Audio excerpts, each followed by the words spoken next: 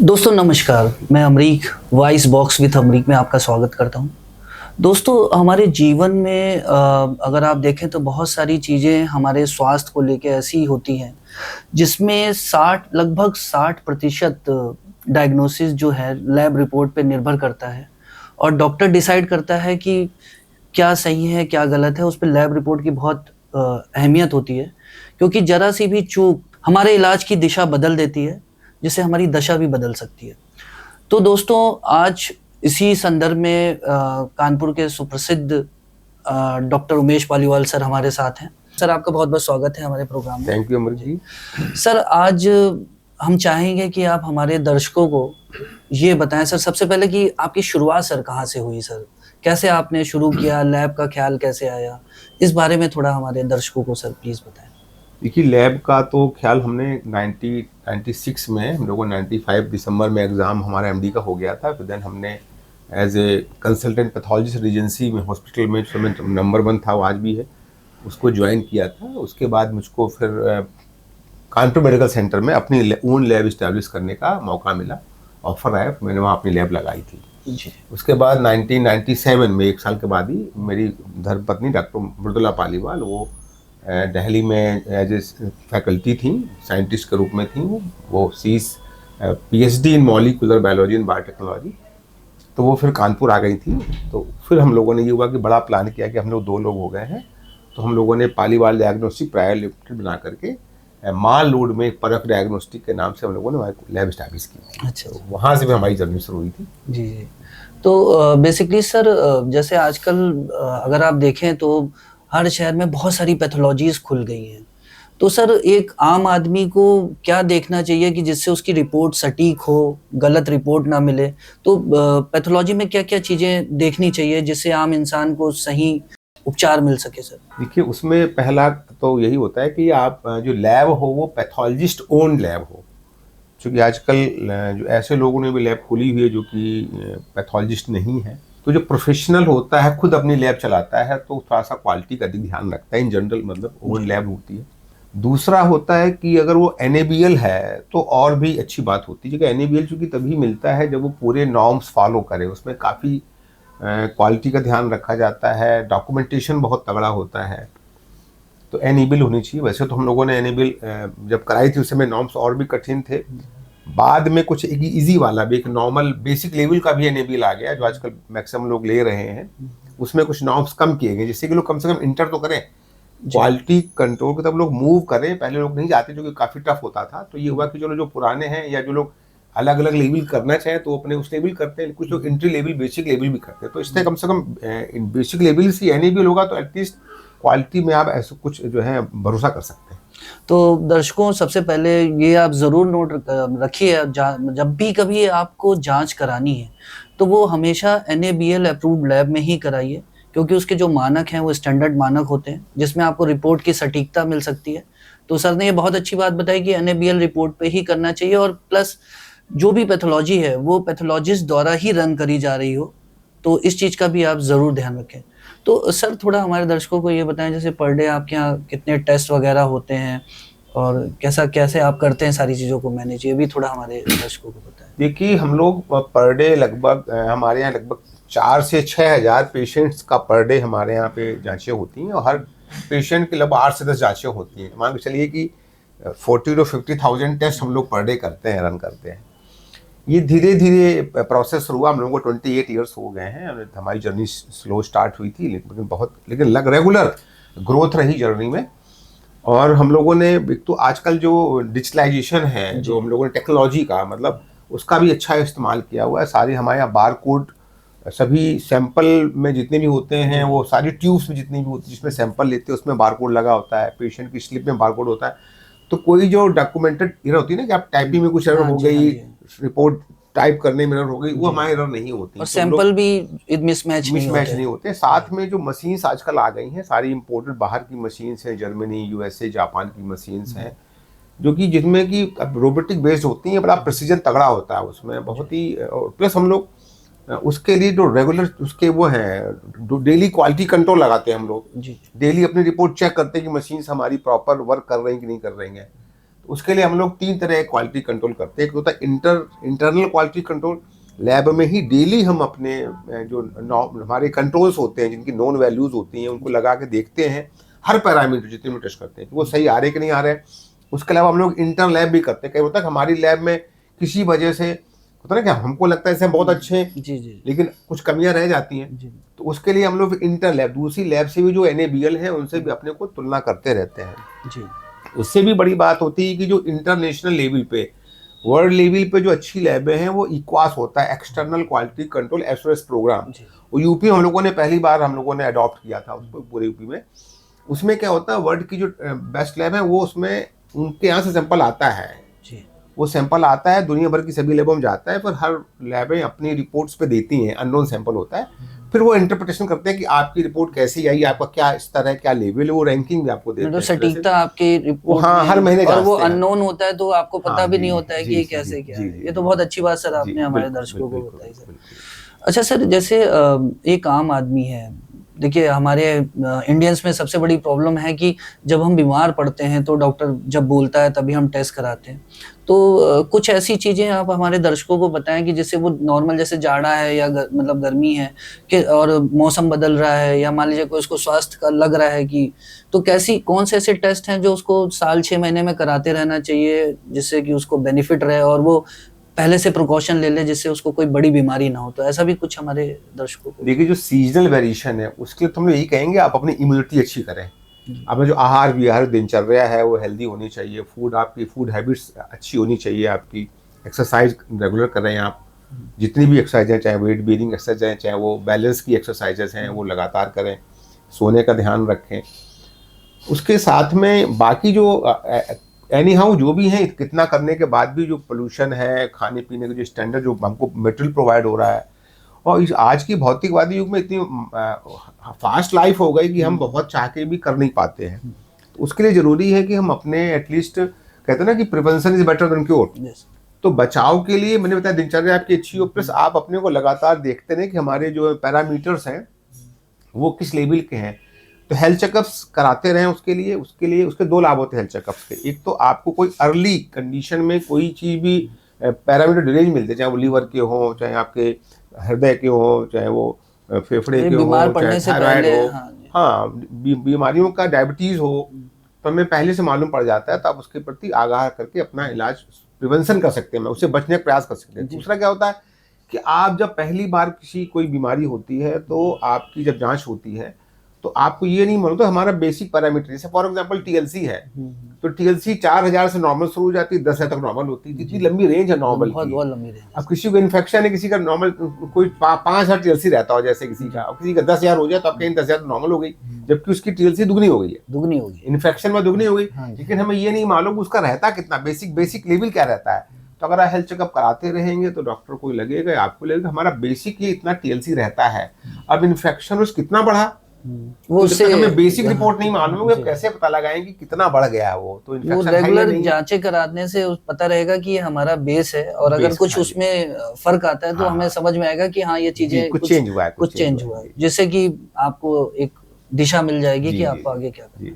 जी, जी sir, जैसे आपके यहाँ जैसे नॉर्मली जैसे टेस्ट बहुत महंगे होते हैं, आदमी अलग अलग कराता है, तो कुछ ऐसा भी है जैसे मान लीजिए मैं हूँ, मुझे लगता है कि मुझे अपनी फुल बॉडी का चेकअप कराना चाहिए, तो क्या आप ऐसे कुछ डिस्काउंट या कुछ ऐसे आपके यहाँ उपलब्ध हैं चीजें जिससे कि एक रियायत दर पे आदमी कुछ अपना जांच वगैरह करा सके सर? नहीं, आपने बहुत अच्छा क्वेश्चन पूछा कि आप जो हेल्थ चेकअप्स के लिए हम लोग काफ़ी प्रमोशनल पैकेजेस लाते हैं। उसकी 2-3 वजह हैं। एक तो होता है कि हर व्यक्ति का कुछ एक स्वभाव होता है कि कुछ अगर डिस्काउंट मिलता है तो इस्तेमाल, जी, जी। इतनी अधिक मॉल कल्चर आ गया, तमाम हर कंपनियां डिस्काउंट पर भी दे रही हैं। तो उसमें हम लोगों ने भी एक प्रमोशनल, एटलीस्ट व्यक्ति अपने अवेयरनेस तो हो उसकी, वो चाह रहा है, वो फंड्स लगता है महंगी जांचें, तो उसके लिए हम लोग लगभग 40 to 50% डिस्काउंट पे हम लोगों ने हेल्थ चेकअप पैकेजेस निकाले हुए हैं। वो मतलब कह सकते हैं 800-900 रुपये से लेकर 3,500 रुपये के पैकेज, पूरी बॉडी के जरूरी सब पैरामीटर्स में हो जाते हैं। तो उसके द्वारा डिस्काउंट भी लोगों को मिल जाता है, और हमको ये होता है किसी बहाने हमको भी होता है कि अपना क्लाइंट बेस बढ़ाना होता है। हमारा एम होता है हमारा क्लाइंट बेस बढ़ जाता है, नहीं सर, और सबसे एक हमें लगता है सोशल रिस्पॉन्सिबिलिटी भी मेरी जी, है। जी, जी। तीसरा, कॉस्ट कम करने के पीछे वजह ये भी होती है कि हमारी कुछ कॉस्ट बच भी जाती है। जैसे कि हमने किसी का व्यक्ति का अगर सिर्फ एक टेस्ट किया तो हमारा सैंपल निकालने वाले की जो मैन पावर जी। कॉस्ट उतनी लगेगी, हाँ जी, हमारी हाँ जी। रजिस्ट्रेशन करने वाली कॉस्ट उतनी लगेगी, जी। वायल भी हो सकता है एक लग रही है। अब जब ज़्यादा करते हैं टेस्ट तो हमारी अल्टीमेटली जो मैन पावर कॉस्ट हमारी कुछ कम हो जाती है, क्योंकि एक सैंपल को लेने वाला चाहे एक टेस्ट हो रहा है चाहे वो 20 टेस्ट हो रहे हैं, वायल भी लगभग फर्क, रजिस्ट्रेशन कॉस्ट, तो कुछ मेरी कॉस्टिंग भी कम होती है, जी। उसका हम लोग बेनिफिट पूरा पूरा और पेश अपनी प्रॉफिटेबिलिटी उसमें मिनिमम रखते हैं। हेल्थ चेकअप में प्रॉफिटेबिलिटी लगभग ना के बराबर कह लो, प्रमोशनल चुकी है ना। एक्चुअली सर उसमें जो समाज के प्रति आपका दायित्व है हाँ एटलीस्ट जी वो जी, भी पूरा होता है। बिल्कुल और बिल्कुल बिल्कुल। एक जो आदमी है जिसने टेस्ट कराया उसको पता भी चल जाता है कि आज उसके शरीर में क्या प्रॉब्लम है या क्या हो सकती है, वो जी जी डिटेक्शन जी हो जाता जी है। तो जी मैं जी तो जी। अपने दर्शकों को जरूर ये बात कहना चाहूंगा कि आप कम से कम साल में 2 बार अपना हेल्थ चेकअप जरूर कराएं, जिससे बीमारी से आप पहले से तैयार हो पाएं, लड़ पाएं। अच्छा सर, एक चीज मैंने देखी है इधर हाल के वर्षों में, कैंसर बहुत तेजी से फैल रहा है। कैंसर मतलब एक भयावह बीमारी के रूप में बढ़ता जा रहा है। तो सर अपने यहाँ भी कुछ कैंसर को लेके कुछ ऐसी जांचें हैं कुछ रियायती दरों पे, जिससे पहले से पता चल जाए कि किसी को कैंसर हो रहा है, या कुछ पहले से मतलब पता चल सकता हो किसी जांचों से? ऐसा भी कुछ अगर है तो आप हमारे दर्शकों को सर जरूर देखिए बताएं। कुछ कैंसर बहुत कॉमन है, जैसे मेल में प्रोस्टेट कैंसर बहुत कॉमन है, कानपुर और आसपास में लोग गुटखा बहुत खाते हैं तो ओरल कैंसर बहुत कॉमन है। तो उसके लिए हम लोग जो हैं, जैसे प्रोस्टेट के लिए पीएसए टेस्ट होता है, अगर पीएसए बढ़ा हुआ आ रहा है तो कैंसर की संभावना बहुत ज़्यादा रहती है। ओरल में अगर कहीं कुछ छाला आला ओरल में है या मुंह पूरा नहीं खुल रहा है, कुछ वैसे तो हम लोग 4 उंगल से मुंह खोल लेंगे, कुछ लोगों को एक ही उंगली जाती है, खोल नहीं पाते, इसका जी मतलब जी। कि वो फाइब्रोसिस हो रही है मुंह में। ये दर्शकों ये बात जरूर देखें। देखिए सर ने उदाहरण देके भी बताया कि अगर आपकी 4 उंगल मुंह में जा रही हैं उंगलियां, तो आपका मतलब मुंह बहुत स्वस्थ है। और अगर कुछ नहीं हो रहा है, आपको दिक्कत हो रही है, तो आपको जरूर ये जांच करानी चाहिए कोई सर। भी अगर मुंह में छाला है, कुछ भी ग्रोथ लग रही है, कहीं ब्लीडिंग हो रही है या पूरा मुंह नहीं खुल रहा है, इसका मतलब आपके ओरल में कैंसर की शुरुआत हो सकती है। और खास बात ये, जितने भी कैंसर हैं चाहे किसी भी अंग का, अगर वो इनिशियल स्टेज में प्री कैंसरस स्टेज होती है, अगर मालूम पड़ जाता है तो उसका इलाज हो सकता है। दुर्भाग्य से भारतवर्ष में कैंसर बहुत ज़्यादा मॉर्टेलिटी है, बहुत लोग कैंसर से मृत्यु होती है। उसकी सबसे बड़ी वजह यही है वेस्टर्न कंट्रीज की अपेक्षा कि यहाँ पे लोग अवेयरनेस नहीं है, डायग्नोस्टिक फैसिलिटी नहीं है, और लोगों को बहुत लेट स्टेज में कैंसर का पता लगता है, जब वो लाइलाज हो जाता है। उस समय फिर क्या होता है, लोग अपने भावना में आकर के जो है बहुत पैसे भी खर्च करते हैं, लेकिन रिजल्ट उसका बहुत ही मुश्किल से मिल पाता है। जी तो शुरुआती अवस्था में अगर हम लोग जांच करते रहेंगे, इसी तरह फीमेल्स में हम लोगों का, जैसे आपका सर्वाइकल कैंसर बहुत कॉमन है, तो पैप स्मीयर से सर्वाइकल कैंसर मालूम पड़ जाता है। ब्रेस्ट का कहते हैं कि हम लोगों को, लेडीज को हमेशा अपने ब्रेस्ट का वो देख करके वीकली कुछ प्रोटोकॉल हो, ब्रेस्ट में कोई गांठ तो नहीं आ रही, वो बहुत कॉमन है। तो खुद भी हम लोग अपनी अवेयरनेस के द्वारा अपनी जांच करके प्लस पैथोलॉजी जांच के द्वारा हम कैंसर से भी अपने को बचा सकते हैं। अच्छा सर, एक छोटा सा मैं आपसे और पूछना चाहूँगा कि जैसे जो गरीब लोग हैं, बीपीएल कार्ड धारक हैं, या आयुष्मान जिनका कार्ड बना है, तो क्या कुछ अपने यहाँ ऐसी भी सुविधा है कि अगर उसको लग रहा है तो वो आके जांच करा सकता है, बीपीएल कार्ड धारक या आयुष्मान? कुछ ऐसी भी सुविधाएं सर अपने यहाँ पे? देखिए अभी जो है बीपीएल कार्ड या आयुष्मान कार्ड में सरकार ने सिर्फ इंडोर जो पेशेंट भर्ती होते हैं उनमें सुविधा दी है। अगर उन्हें कोई सी तकलीफ है, वो एडमिट होते हैं हॉस्पिटल में, तो फिर वो जो जांचें होती हैं उनमें उनको लाभ मिलता है। ओपीडी बेसिस पे अभी वो सुविधाएं नहीं है, लेकिन जो ऑर्गेनाइजेशंस हैं, जितने भी जैसे बैंक हैं, जितने भी कई सरकारी जो संस्थान हैं या इवन प्राइवेट ऑर्गेनाइजेशंस हैं, वो अपने मरीजों, अपने जो एम्प्लॉइज का एनुअल हेल्थ चेकअप कराते हैं। जी तो इसके अलावा लोग जो इंश्योरेंस पॉलिसी लेते हैं, हेल्थ इंश्योरेंस पॉलिसी वो लेते हैं, सुविधाएं लाइफ अपने इंश्योरेंस यहाँ। पॉलिसी लेते हैं, जी जी। तो उनमें life insurance policy, health insurance policies में प्रोविजंस है कि वो साल में एक बार हेल्थ चेकअप वो प्रोवाइड सारी करते हैं। सुविधाएं सर अपने यहाँ किसी भी सेंटर पे उपलब्ध अपने है? हाँ सभी उपलब्ध है जी। और सीजीएचएस पैनल, जो अगर सीजीएचएस के कुछ सीजीएचएस पैनल्स भी हम लोगों को डायरेक्ट हम लोगों ने नहीं किया हुआ है, लेकिन हमारे तमाम बहुत सारे हॉस्पिटल से हमारे टाई अप है, उनके थ्रू हम लोग सीजीएचएस के पेशेंट को सब सुविधा देते हैं। अभी वर्तमान में कोविड की महामारी बड़ी आपने देखी, मतलब भयावह रहा 2 साल कोविड के।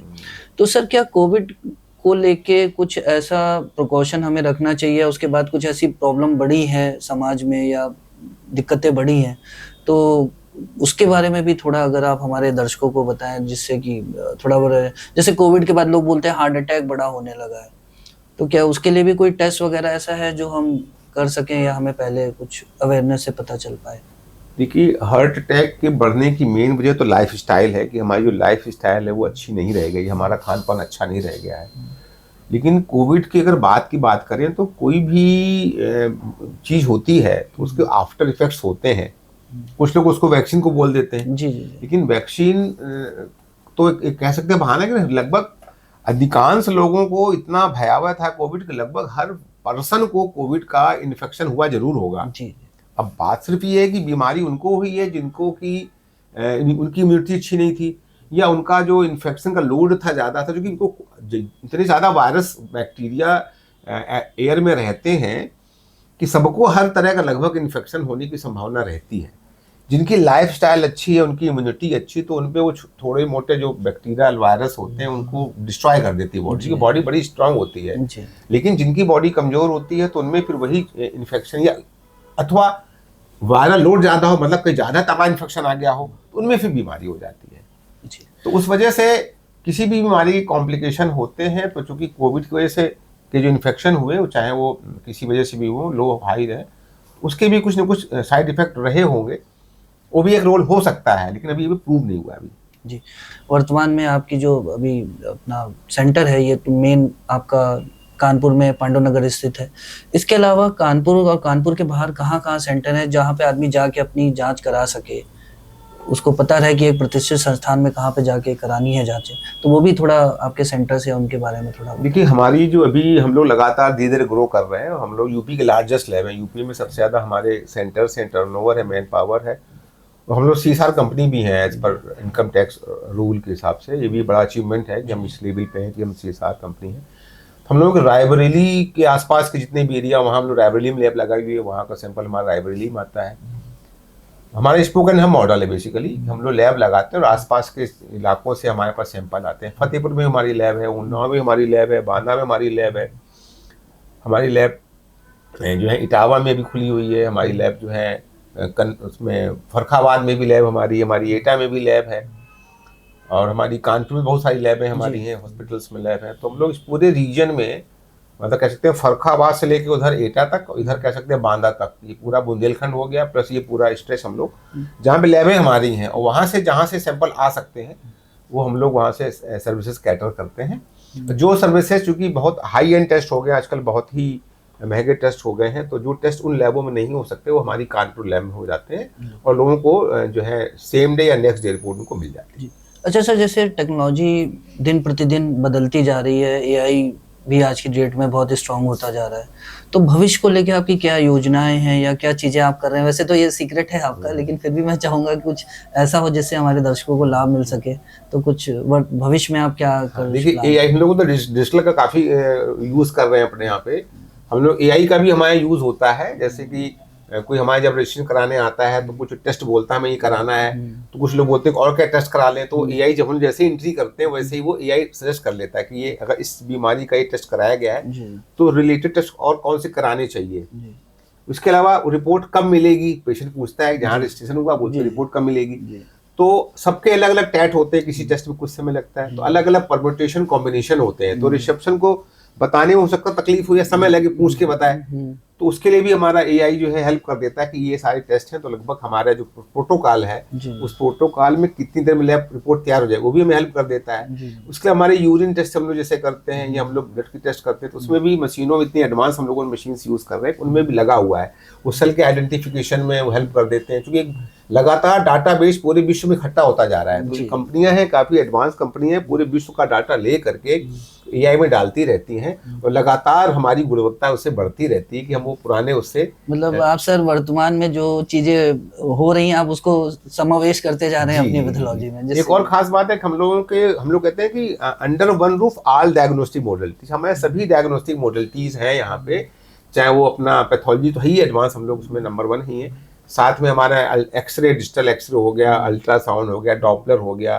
कार्डियक डॉपलर हो गया हमारा, उसके अलावा हमारा ईसीजी हो गया हृदय के लिए, टीएमटी हो गया, treadmill test, all facility under one roof. हाँ, इसके अलावा सीटी स्कैन हो गया हमारे यहाँ पे, आई की सभी जांचें हमारे यहाँ होती हैं, ईयर की सभी जांचें होती हैं, डेंटल ओपीजी हो गया, ब्रेन का ईईजी हो गया, लंग के लिए पीएफटी हो गया, वो सब हमारे यहाँ करते हैं। अभी तक सिर्फ हमारे एमआरआई नहीं है, लेकिन हम लोग अब एमआरआई भी प्लान कर रहे हैं कि एमआरआई भी हमारे लगे।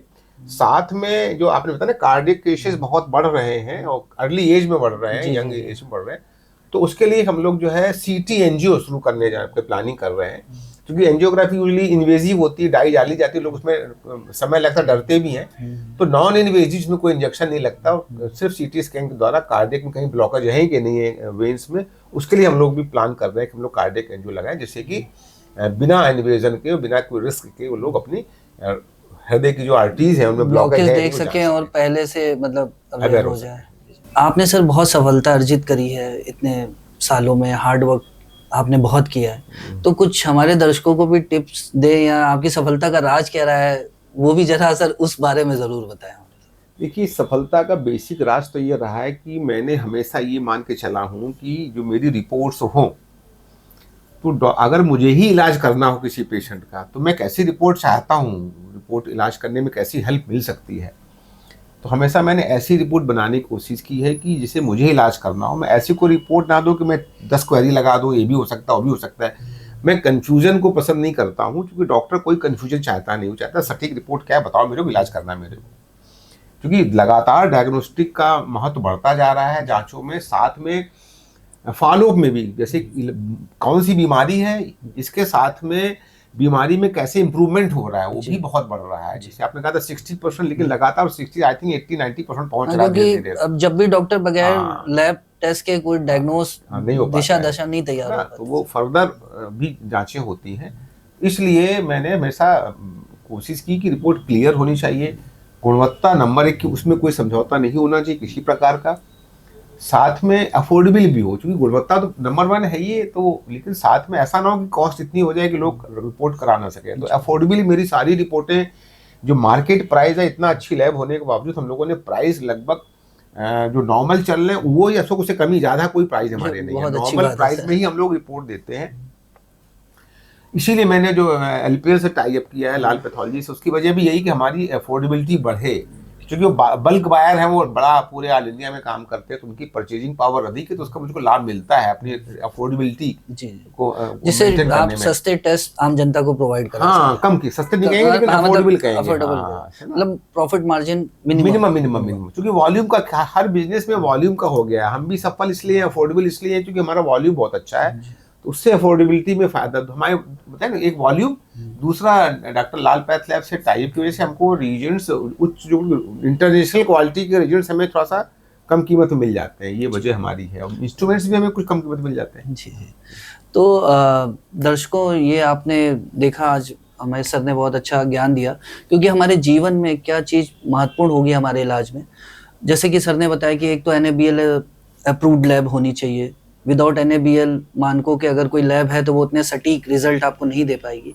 साथ ही जो पैथोलॉजी है वो पैथोलॉजिस्ट के द्वारा ही रन करी जा रही हो, क्योंकि जो ओनर हो, अगर जिसको ही जानकारी नहीं है तो उसमें रिपोर्ट में सटीकता में हमेशा कमी रहेगी। प्लस आप जितनी भी जांचें हैं वो एक प्रतिष्ठित पैथोलॉजी से कराएं जिसका एक नाम हो और सारे गवर्नमेंट के मानकों को वो पूरा कर रही हो। और इसके अलावा जैसे सर ने बताया कि हमें पहले से कुछ ऐसी जांचें, अपना फुल बॉडी चेकअप, ये सारी चीज़ें टाइम टू टाइम कराते रहना चाहिए, जिससे हम बीमार होने से पहले ही बीमारी को पकड़ सकें और स्वस्थ रह सकें। सर, आपका बहुत बहुत धन्यवाद है सर, आप हमारे प्रोग्राम में आए सर। थैंक यू, आपके भी चैनल को बहुत बहुत धन्यवाद कि आपने इतने अच्छे मुद्दे पे समाज को अवेयर किया जी।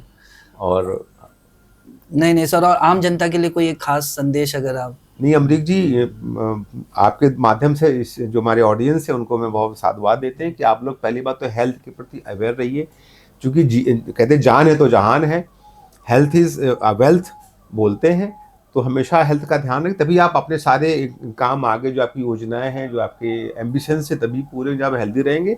और हेल्दी रहने के लिए आपकी जो दिनचर्या है बहुत अच्छी होनी चाहिए, आप जो साथ में टेंशन फ्री लाइफ होनी चाहिए, और समय समय पे आप अपने हेल्थ चेकअप कराते रहेंगे, तो आपको जो है prevention is better than cure के माध्यम से अर्ली डायग्नोसिस हो जाएगी, तो आपको हेल्प मिलेगी। इसके अलावा अगर बीमारी होती भी है तो अच्छी जगह से किसी गुणवत्ता वाली लैब से अगर जांच कराएंगे तो आपको समय पे इलाज हो जाएगा और अच्छा इलाज हो जाएगा। क्योंकि कई बार रिपोर्ट अच्छी नहीं होती तो कन्फ्यूजन और हो जाता है, तो केस अच्छे होने के बजाय जो हमारा एम है कि रिपोर्ट अच्छी होगी तो जो है जांच अच्छी होगी तो रिजल्ट अच्छा आएगा, तो उसका कन्फ्यूजन हो जाता है। तो इसलिए सिलेक्शन ऑफ लैब बहुत ज़रूरी है कि हम अच्छी लैब से ही जाँच कराएँ।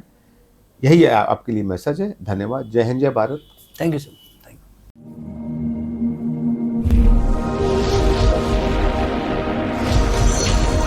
Voice box podcast with Amrik.